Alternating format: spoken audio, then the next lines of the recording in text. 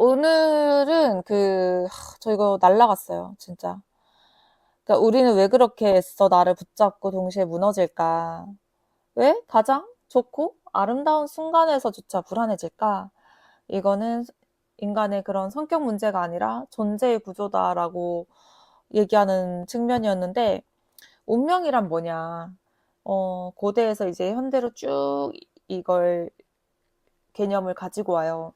근데 고대 그리스는 이 운명은 이미 쓰인 각본이야. 확인해야지. 그러니까 이게 오이디푸스는 도망칠수록 야, 너 정확히 그 길로 간다? 왜 이런 거 있잖아요. 나 우리 엄마 아빠처럼 안 살 거야! 했는데 그렇게 살게 되는 거. 이 저항 자체가 비극을 완성하게 되는 거죠. 근데 이거를 현대적으로 재해석해요. 우리는 선택하지 않은 이 조건에 던져진 존재다. 유전자나 가족 문화나 바뀌지 않는 테두리가 있다라고 하는데, 이 컨테이너라고 해요. 이거는 바뀌지 않는 환경은 가족이나 내 주변 환경들, 그리고 문화나 인종 뭐 이런 것들이 될 수 있겠죠. 그런데 내가 느끼는 개인이 느끼는 이런 제약들이 사실은 삶의 깊이를 만드는 컨테이너가 된다라는 해석으로 새롭게 얘기를 해요. 그럼 여기서 프로이트랑 융이랑 제 대치가 되는데, 이때 질문은 같아요. 근데 서로가 답이 다르죠. 여기에서는 프로이드는 운명을 반복되는 무의식의 갈등이야. 그래서 아름다움이나 신비나 황홀, 이것들은 다 분석해야 안심을 할 수 있다라는 거예요. 그러면 어떻게 돼요? 이 항복한다라는 의미를 가지고 오는데, 이거는 너무 위험한 거고, 그러니까 이 항복이란 개념은 여기서 얘기하는 건 어떤 거냐면, 삶의 부름에 내가 그대로 몸을 내어 맡기는 거. 근데 여기에서 만약에 너 그렇게 항복을 하잖아? 그러면 위험해, 퇴행을 해, 아니면 경계가 붕괴돼라고 이야기를 해요. 그런데 융은 여기에서 뭐라고 하냐면, 운명은 나의 자기, 셀프가 나를 부르는 길이야. 그래서 거부하면 끌려가고, 네가 받아들이면 그 길을 걸어갈 수 있어라고요. 근데 이 부분을 번역했던 지점이 되게 웃긴 게 뭐냐면, 이제 원서를 보면은 머리끄댕이가 이렇게 이제 잡혀가는 거 있잖아요. 그걸 이야기를 해요. 왜 막 소가 울면서 막 끌려가잖아요. 그러면 이제 이 항복은 뭐냐? 이거는 각자의 개성화에 문을 열고 가는 거다. 그럼 프로이드랑 융의 갈등은 뭐겠어요? 나를 잃을 거냐, 나를 넘을 거냐. 이제 이 지점에서 서로가 달랐던 거죠. 그러면 여기서 얘기하는 항복.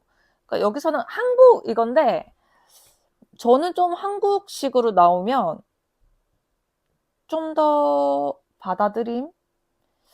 존재로서의 뭔가 헌납하는 그런 좀 더 큰 개념이 왔으면 좋겠는데, 이런 거는 있는 원어 그대로 보는 게 좋아요.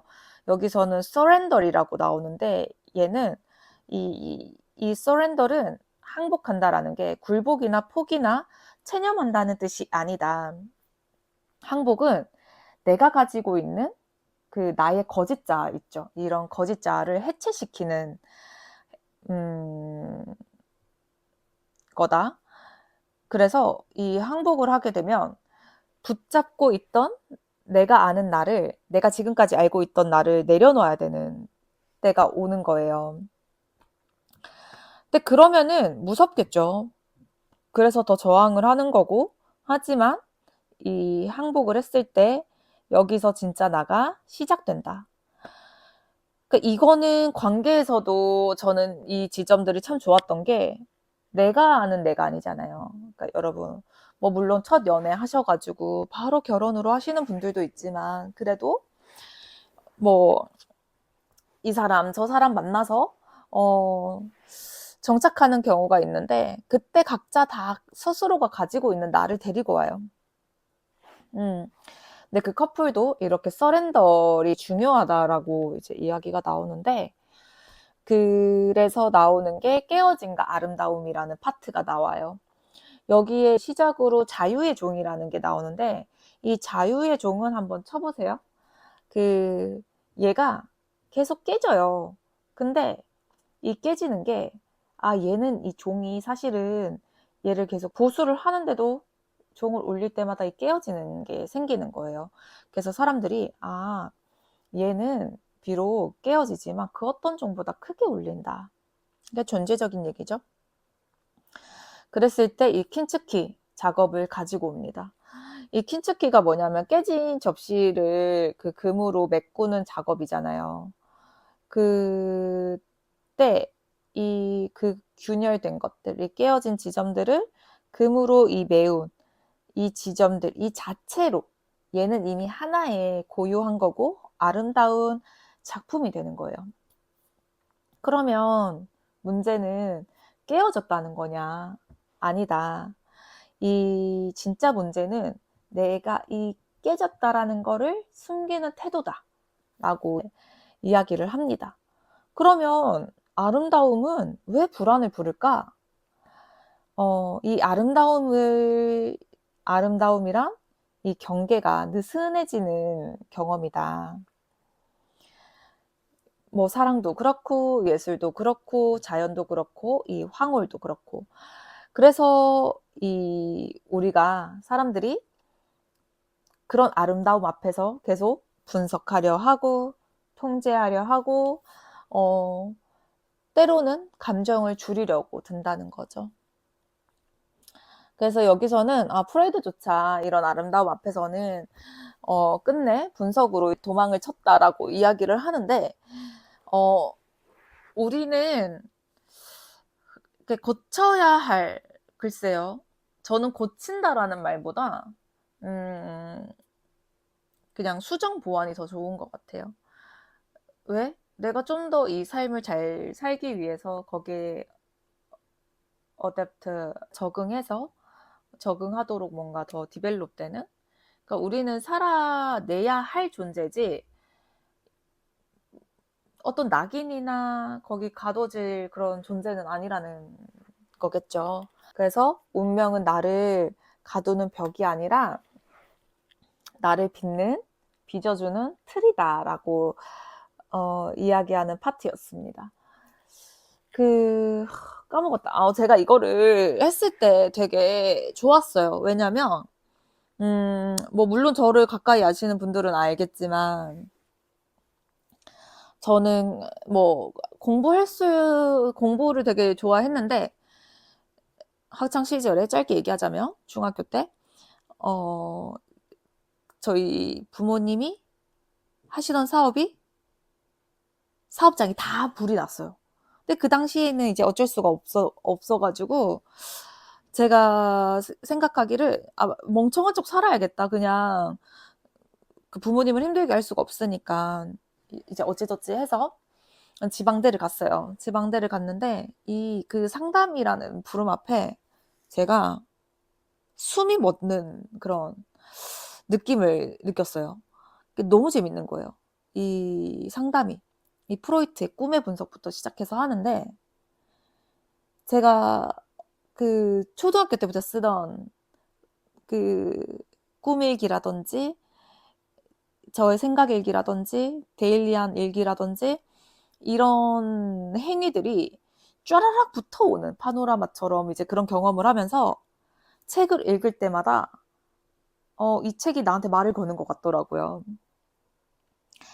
그래서 제가 그때 하는 생각으로는 돈이 너무 없으니까 그때 돈이 너무 없었어요. 그때는 그때 내가 비록 지금 이름 없는 지방대에서 공부를 하지만 언젠가는 내가 그래도 그때 어린 나이에 서울대가 제일 공부를 잘하잖아요. 그러니까 내가 서울대에 있는 친구들만큼 공부한다 해서 그런 막 도서관에 있는 책들을 다 읽고 그랬었어요. 근데 그래서 이제 장학금을 받을 수 있는 어떤 기회가 있을까 해가지고 그대로 대학원을 갔다가 이제 입학을 했는데 그때 저희 교수님이 저보고 유학을 가보는 게 어떻겠냐. 너가 여기서 공부하는 것보단 유학 가는 게 낫겠다 했지만 제가 그 유학을 좀 하려고 그래서 제가 몇 년간 알바했던 그런 종잣돈을 가지고 또 저희 가족들의 십시일반 도움으로 떠났는데 불미스러운 일이 있었어요. 그래서 그때 제가 이제 제 마음이 죽는 경험을 했던 거예요, 그때. 그래서 한국에 돌아왔는데 그전에는 실패 같은 게 없었어요. 왜냐면 상담을 너무 저는 스스로가 나는 여기에 그래도 그 재능이 있다라고 느꼈는데 그 재능조차 저를 살릴 수가 없더라고요. 그런 경험을 하고 제가 신학을 공부하고 서울로 상경해서 왜냐면 그때마다 이제 그런 해외에 가려고 했던 모든 시험들이 다 미끄러지더라고요. 그러니까 누가 저를 가로막는 느낌이었어요. 가로막는 느낌?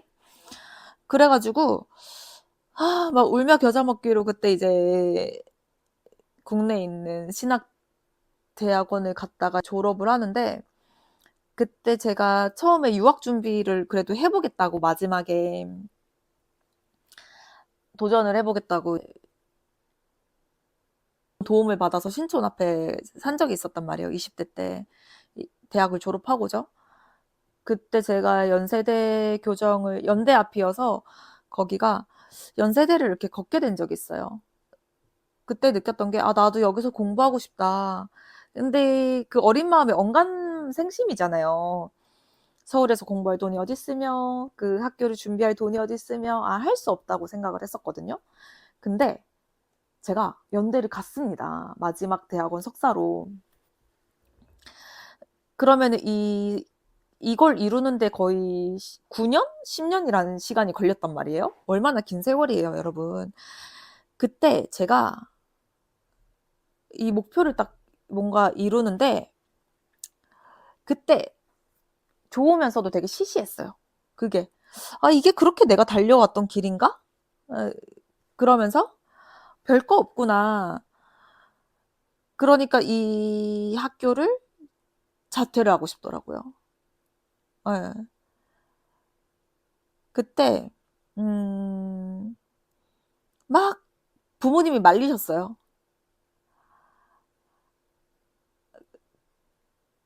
그때 제가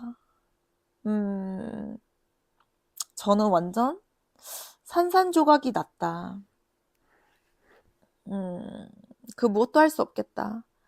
그러면 이 자아가 붕괴되는 그때 경험을 했었어요. 서른에. 그래서 제가 음, 이걸 어떡할까. 그때 그때 번역을 맡은 파트가 바로 이 책이에요.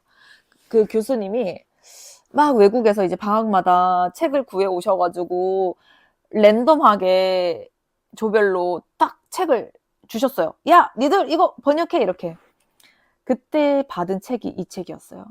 그러니까 얼마나 운명같이 느껴졌겠어요. 이 깨어짐이 언젠가는 나도 이 자체로 승화시킬 수 있겠다. 그, 그 살리는 경험을 같이 이거 눈물 나네? 대담자분들하고 할 수 있겠다. 그래서 제가 처음으로 한 번도 휴학해 본 적이 없었거든요.